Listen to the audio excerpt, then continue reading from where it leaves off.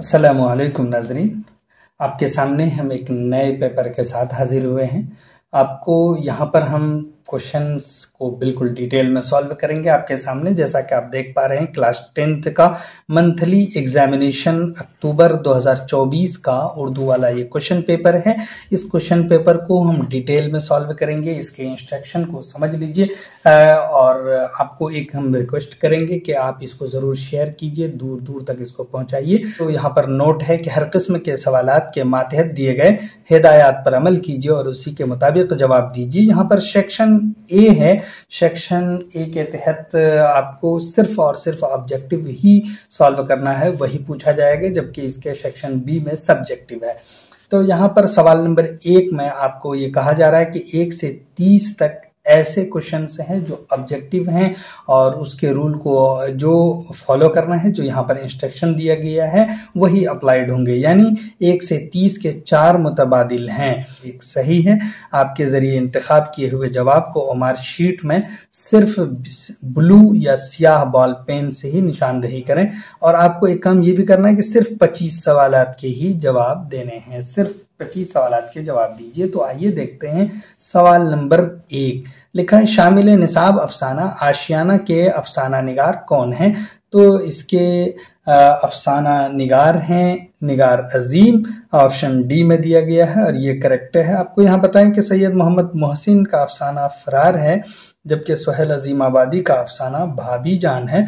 इसी तरह से कमर जहां का अफसाना कटी हुई शाख है। अब उसके बाद है सवाल नंबर 2 में। यहाँ पर देखिए लिखा है आर्यभट्ट ने अपना तजरबागाह यानी लेबोरेटरी कहाँ कायम किया था। उन्होंने त्रेगना में, यहाँ पर उन्होंने अपना लेबोरेटरी कायम किया था, जो ऑप्शन बी में है और ये करेक्ट है। इसी तरह से सवाल नंबर 3 है कि अफसाना आशियाना में मरकजी किरदार कौन है। तो इसका मरकजी किरदार बरकत अली सिद्दीकी है, ऑप्शन बी में है और ये करेक्ट है।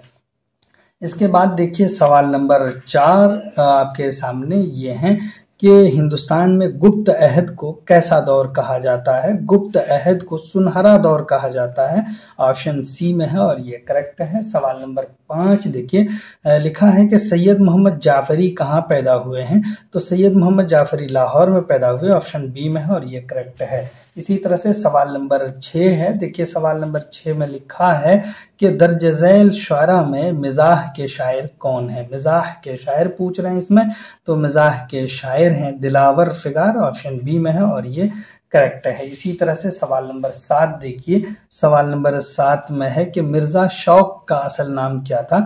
तो मिर्जा शौक का असल नाम तसद्दुक हुसैन खां है, ऑप्शन बी में है और ये करेक्ट है। यहाँ पर 8 में लिखा है कि लफ्ज ताजिर के क्या माने हैं।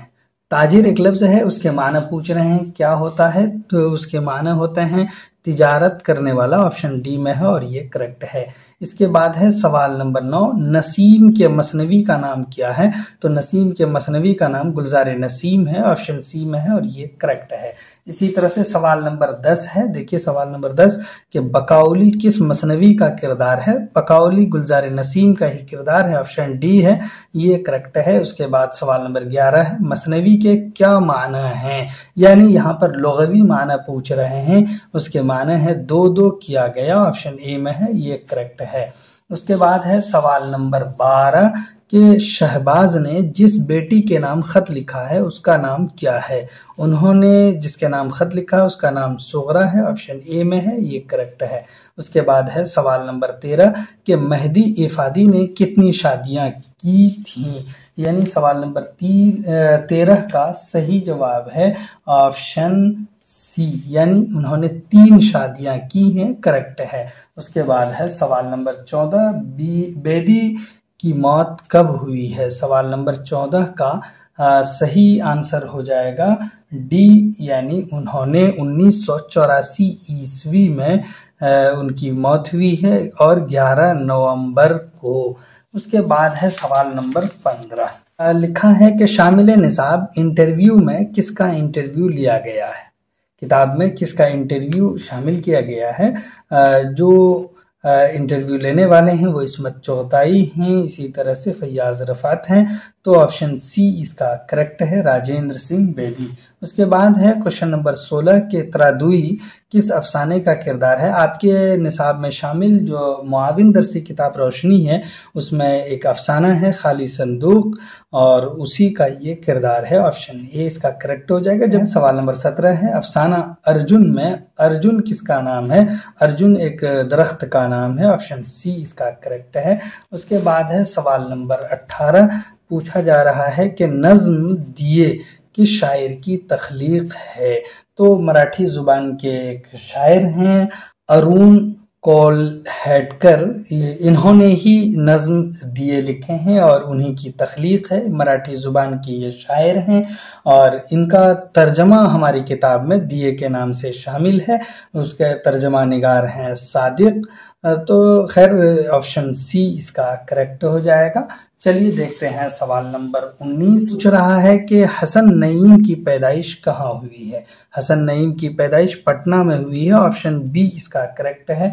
उसके बाद है सवाल नंबर 20, इसमें एक मिसरा दिया हुआ है कि तू व सूरज है डॉट डॉट रह जाएंगी, दुरुस्त लफ्ज से मिसरा मुकम्मल कीजिए। तो ये हसन नईम की ही गजल से मिसरा लिया गया है। यहाँ पर है कि तू व सूरज है तेरी परछाइयाँ रह जाएंगी। ऑप्शन डी इसका करेक्ट है। इसी तरह से सवाल नंबर 21 है कि उर्दू ज़ुबान में मुरक्कब हुरूफ की तादाद कितनी है। उर्दू ज़ुबान में मुरक्कब हुरूफ की तादाद पूछ रहे हैं, 15 है। ऑप्शन बी इसका करेक्ट है।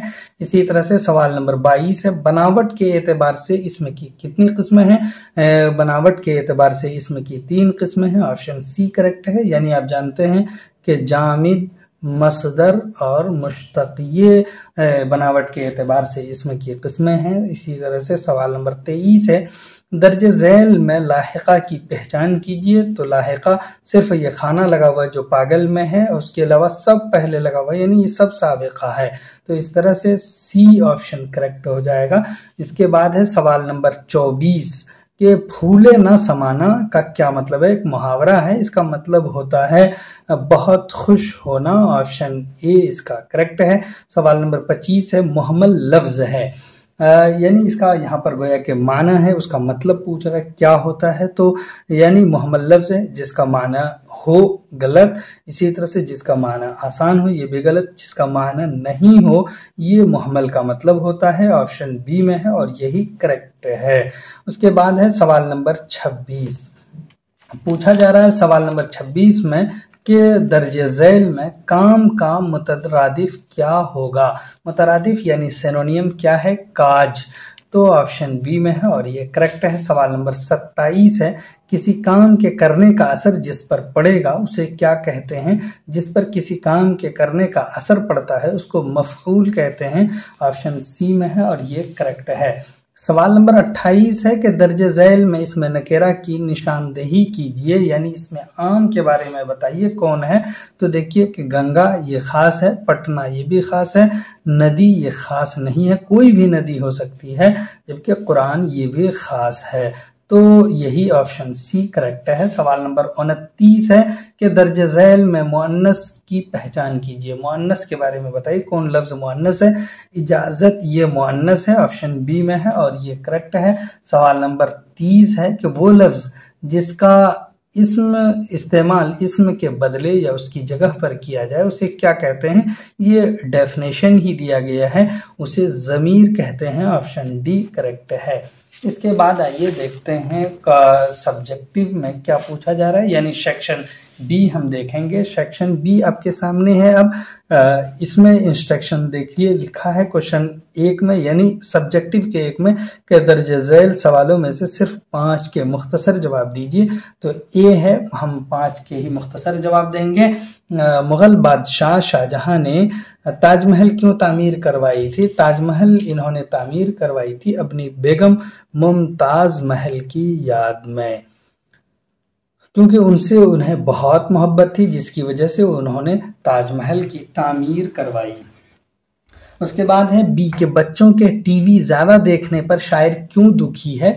तो वो शायर इस वजह से दुखी है, उन्होंने कहा है कि दुख लेकिन इस बात का बेवा हुई किताब, क्योंकि टीवी के आने की वजह से किताबों से लोग दूर हो गए, ये किताबें लोग पढ़ने नहीं लगे, जिसकी वजह से शायर दुखी है, किताबें न पढ़े जाने की वजह से। इसी तरह से सी है निगार अजीम का असल नाम क्या है। इनका असल नाम मलिका महर निगार है। उसके बाद है डी अफसाना आशियाना के दो किरदारों के नाम लिखिए। एक किरदार तो आपके ऊपर आ चुके हैं, जबकि हम उसके अलावा लिखते हैं कि सिराज और इरफाना, ये उसके किरदार हैं। उसके बाद है ई में कि आर्यभट्ट का ताल्लुक किस अहद से था। आर्यभट्ट का ताल्लुक गुप्त अहद से था, जिसको क्या कहा जा रहा है, सुनहरा दौर या फिर गुप्त यानी दौर। खैर, यहाँ से यहाँ तक आपके 5 क्वेश्चंस हो गए जो हमने आपके सामने सॉल्व किए हैं। इसके अलावा भी हम करते हैं। एफ है कि शहबाज के 2 किताबों के नाम लिखिए। तो शहबाज की एक किताब का नाम है ख्यालाते शहबाज, उसके बाद दूसरी किताब का नाम है उनके दीबाचा नवाबी खेल, दीबाचा नवाबी खेल। इसके अलावा भी अगर आप चाहें तो लिख सकते हैं, जैसे मकालाते जमालिया, इसी तरह से क़ुरानुस्सादैन उनकी किताब है। उसके बाद है जी नंबर के महदी इफादी को उर्दू के अलावा किन किन जुबानों में महारत हासिल थी।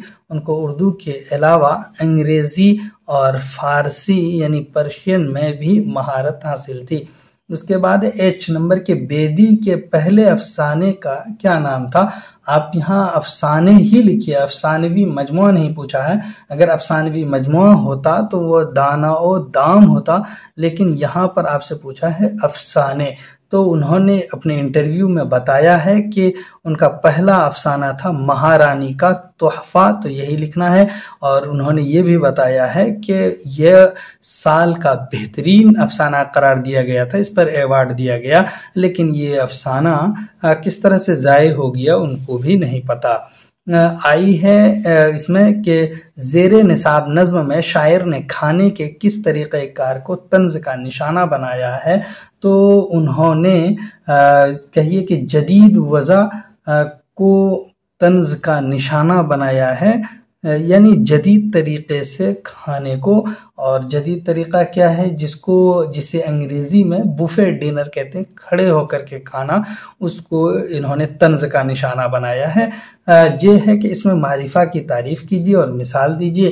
तो इसमें मारिफा आप जानते हैं कि ऐसा इस्म है जिससे किसी ख़ास नाम का पता चले, या ऐसा इस्म है जो किसी ख़ास शख्स, जगह या चीज़ के बारे में बताए, जिससे मालूम हो, उसको कहते हैं इसमें मारिफा। इसकी यहाँ पर हम सिर्फ मिसाल लिख देते हैं। मसलन आप कह सकते हैं कि गंगा है, ऊपर भी आप मिसाल देख चुके हैं। इसी तरह से बकर है, इसी तरह से सलीम है, और उसके बाद नदीम है।